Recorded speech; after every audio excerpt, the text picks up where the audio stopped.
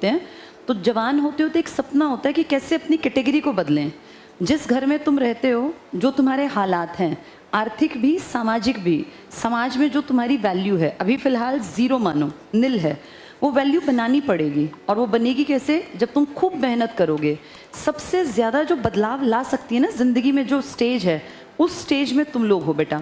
अब जैसे हम लोग हैं, हमने अपनी ज़िंदगी के तुम्हारे वाले पड़ाव में बहुत मेहनत की, बहुत ज़्यादा मेहनत की, इसीलिए हम अपने परिवार के जहाँ पे जिस स्थिति में थे उससे काफ़ी ऊपर तक आ पाए। अगर हम तुम्हारी वाली एज में मेहनत ना करते तो उसी स्थिति पे शायद रह जाते जहाँ हमारे पेरेंट्स थे। मैं कमज़ोर किसी को नहीं कह रही हूँ, लेकिन मेरा ये कहना है कि भगवान ने अगर हमें इंसान के रूप में जीवन दिया, हम कुत्ते, बिल्ली, शेर या किसी भी जानवर से ज़्यादा बुद्धिमान हैं। वो अपने जीवन को बदल नहीं सकते। एक इंसान के रूप में जब जीवन मिला ना, तो तुम इसको बदल सकते हो बेटा। अपने घर के कमरों की स्थिति देखो, अपने घर में तुम हालत देखो, जैसा तुम्हारा घर है। अगर इच्छा है कि वो बदले, तुम्हारे घर के हालात बदलें, तुम्हारे बैंक अकाउंट में तुम्हारे माँ बाप के पास कुछ पैसे जमा हों, तुम्हारा घर परिवार खुश रहे, तुम हर त्यौहार को खुशी से मना पाओ, तुम्हारे लिए दिवाली होली का मतलब सच में पैसे खर्च करके और कुछ खुशियाँ खरीद लेना। बहुत लोग कह देते हैं कि पैसों से खुशियाँ नहीं आती, पर बेटा ये रियलिटी है, बिना पैसे के खुशी नहीं मिल सकती। बिना पैसे के आप कैसे एंजॉय करोगे? परिवार के साथ आपको होली दिवाली मनानी है, अब दिवाली पे आपके पास पैसा है भाई, 20,000 रुपये खर्च करने के हैं, तो आप नए कपड़े ले आओ, आप अपने घर को सुंदर बना लो, आप अच्छी अच्छी मूर्तियाँ लगा लो, खूब गुलाब की पंखुड़ियाँ भगवान की पूजा में बिछाओ, अपने आप मन खुश होगा। एक घर में 1,000 रुपये की भी किल्लत है और आपको लगता है कि यार एक भी रुपया खर्च नहीं कर सकते, तो फिर कैसी दिवाली और कैसी होली? ये जो खुशियाँ हैं ना, ये बटोरनी पड़ती हैं, और ये बटोरने के लिए आज के इस टाइम में बिना पैसे के कुछ भी नहीं हो सकता। तो पहली प्रायोरिटी अपने आप को इंडिपेंडेंट बनाओ, जहाँ हो जैसे हो वहाँ से मेहनत स्टार्ट करो। और जितना टाइम बीत गया सो बीत गया, छोड़ो उसको, बीत गई सो बात गई। 2024 का एंड आ गया। अगर तुमने अब तक भी सीरियस होकर नहीं पढ़ा, कोई बात नहीं, अभी भी लाइफ का एक लंबा हिस्सा तुम्हारे हाथ में है। अब से स्टार्ट कर दो, मेहनत करो बेटा। मेहनत ज़िंदगी को बदलती है, हमारे स्टैंडर्ड को बदलती है। लाइफ को अगर तुम एंजॉय करना चाहते हो ना, तो पैसा कमाना मस्ट है। बिना पैसे के कोई नहीं है। 4 दिन की दोस्ती, 4 दिन की यारी, कोई भी सगा नहीं है। जब तुम काबिल हो तो सारे रिश्ते सुंदर हैं, फिर चाहे वो तुम्हारे घर के हों, पड़ोस के हों, रिश्तेदार हों या यार दोस्त हों। मज़े करने ना ज़िंदगी में, तो अब थोड़ी सी मेहनत करो। ये मेहनत आगे की ज़िंदगी को सेफ, सिक्योर और मज़ेदार बना देगी। और अगर तुम अब मज़े ज़्यादा कर रहे हो ना, तो फिर आगे के 40 साल एक एक पाई के लिए मोहताज होना पड़ेगा। अभी तो ईश्वर की दया से तुम जिस उम्र में हो, अभी कोई खर्चे नहीं है बेटा, लेकिन आज से 50 साल बाद, 40 साल बाद जब तुम बुजुर्ग अवस्था में आओगे, तो तुम्हें हर चीज़ चाहिएगी। तब भगवान ना करे कोई बीमारी हो जाए घर में, तो पैसा खर्च होता है। स्वास्थ्य को ठीक रखने के लिए भी पैसा लगने लगता है। उस कंडीशन में कोई हेल्प नहीं करता। अगर आप जॉब में हो, आपके पीछे बैग ठीक ठाक हो गई, और गवर्नमेंट जॉब तो किसी भी नॉर्मल बच्चे की ज़िंदगी को, जो गरीब है उसकी ज़िंदगी को बेहतरीन बना सकती है।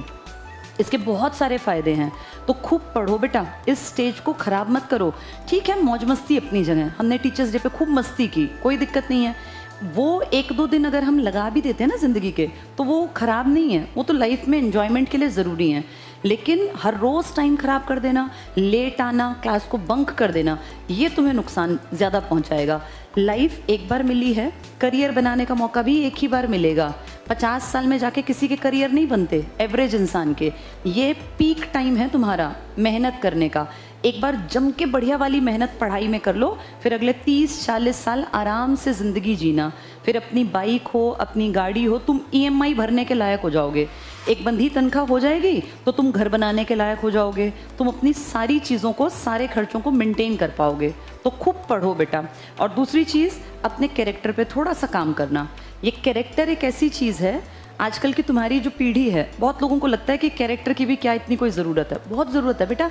जब एक एज क्रॉस कर जाओगे ना, 35 से ऊपर, तब तुम्हें समझ में आएगा कि कैरेक्टर की बराबरी कभी भी किसी भी चीज़ से आप कर ही नहीं पाओगे।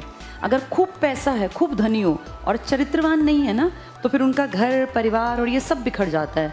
अगली पीढ़ी को जो हम देके जाएंगे ना, वो घर और दौलत नहीं है, वो उनको चरित्र, उनका एक जो होता है बैलेंस्ड पर्सनालिटी, ये सबसे बड़ी चीज़ है जो हम अगली पीढ़ी को देंगे। और वो कब देंगे? उदाहरण से आज तक कोई नहीं समझा। जैसे आप हो ना, ऐसी ही आपकी बेटियां बनेंगी आगे आने वाले टाइम में। अब जैसे आप हो ऐसे ही आपके बेटे बनेंगे। अगली पीढ़ी को हम ज़बान से नहीं सुधार पाएंगे, हमारे रवैये, हमारे व्यवहार, हमारी बॉडी लैंग्वेज का सीधा असर हमारी अगली पीढ़ी पे जाता है। तो इसलिए ना बेटा, अपने कैरेक्टर को अच्छा बनाओ, ईमानदार बनो, जिस काम को कर रहे हो चीटिंग मत करो, क्योंकि वो चीटिंग तुम अपने साथ कर रहे हो। अगर तुम क्लास बंक करते हो, तुम 2 क्लास लेके भाग गए, तो किसके साथ चीटिंग है? हमें क्या फ़र्क पड़ता है बेटा? तुम 2 क्लास लो, 4 क्लास लो, 1 क्लास लो, मत लो। तुमने एडमिशन ले लिया, तुम मत आओ, लेकिन इसका सीधा असर तुम्हारे ऊपर आएगा। ये तुम्हें कोई समझाने वाला भी है नहीं। जब तुमने एडमिशन ले लिया तो फर्स्ट से लेके लास्ट क्लास जितने बजे तक हो तुम्हें यहाँ रहना है। ये अपने ऊपर खुद बाउंडेशन लगानी पड़ेगी कि मुझे नहीं भागना, इस भागने से सिर्फ और सिर्फ मेरा नुकसान है।